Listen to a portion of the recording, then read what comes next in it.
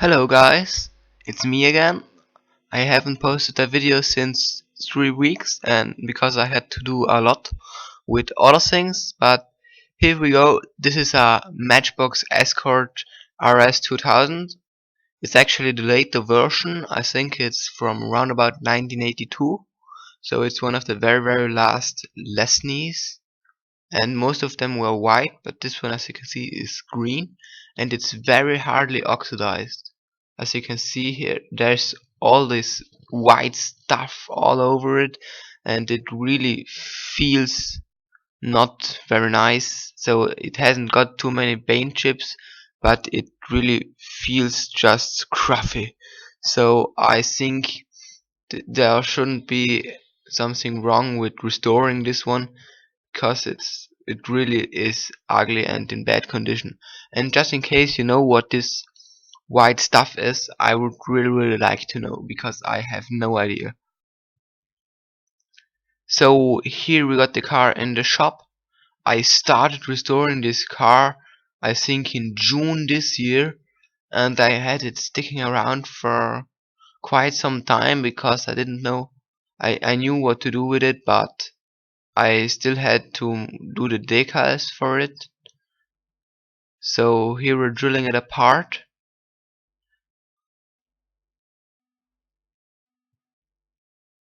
and there it comes.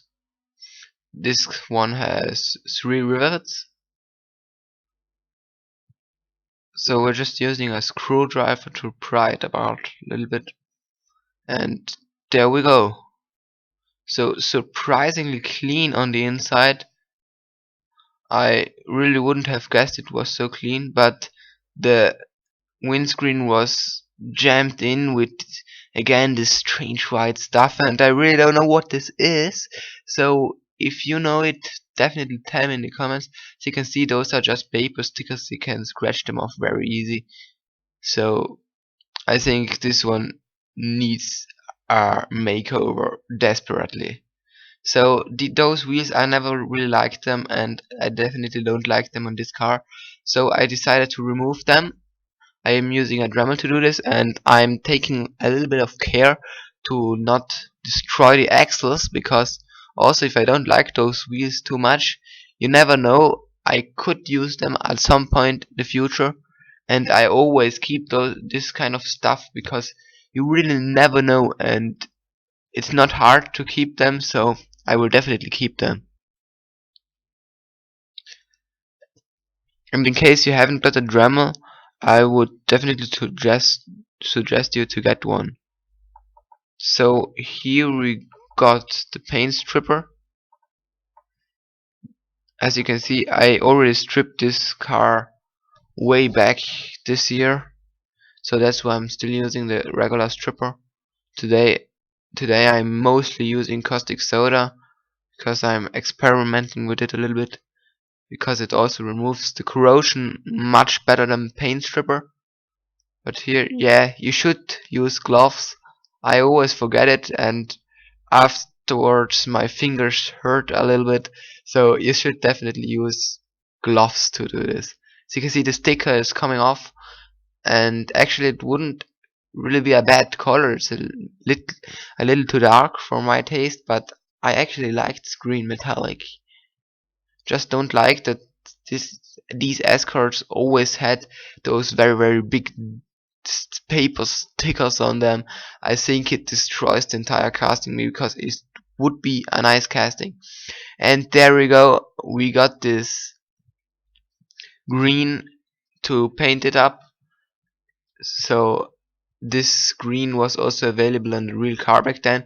It looks much lighter on the camera right now, but it's actually not as glowing as you can see here. I've also used this green on this is just some Tamiya lime green, I think, and I also used this on a Fiat X19 by Corgi, which I think I didn't do a video on it anyway. So as you can see here, when we just paint it like that, you can really see all the detail coming out nicely, and I think it's really a shame that they never painted it in this color from factory. So now we're going to apply a stripe at the side, because I don't know if you really know about Escorts, but the RS2000 always had a stripe on the sides. There were two different types, and I decided to go for, I think, the earlier one. I'm not sure if it is the earlier one, but it was very hard to apply this stripe. So here we got the base. I got off this tow hook because it was broken anyway. I thought, I mean, if you have an RS2000, I don't know if you are going to pull a caravan or something like that. I think if you would like to do this, you would rather buy a regular Escort. I think it can really go, because it was broken anyway, so we could not use it. So there we go. I'm actually using the epoxy putty for this one, and the rest I did with the Dremel, some files, and some sanding paper.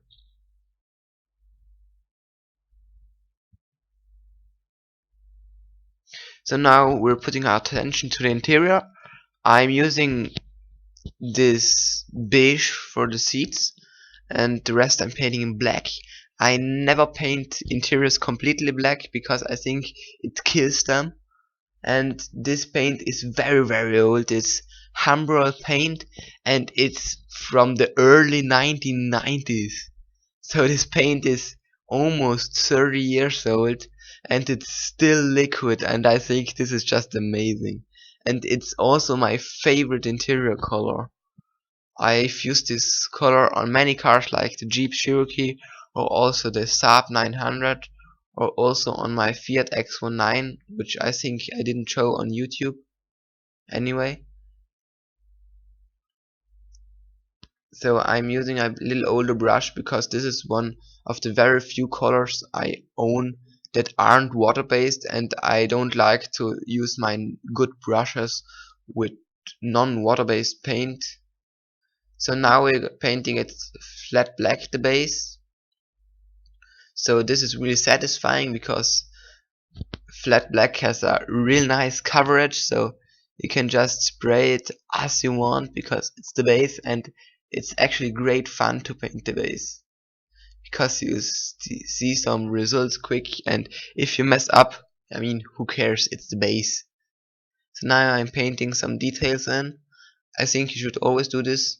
Sadly, this color is very old, and I painted in this section maybe, I don't know, but I think it were almost 3 months after I sprayed the car, and the color wasn't that good anymore. And now we are using this file to file something in.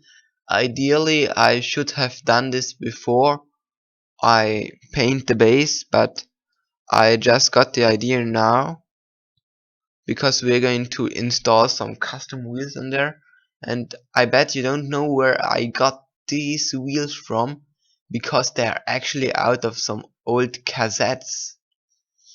I know it sounds so. This is a piece of a cotton bud. It's the middle section of a cotton bud. You can see here.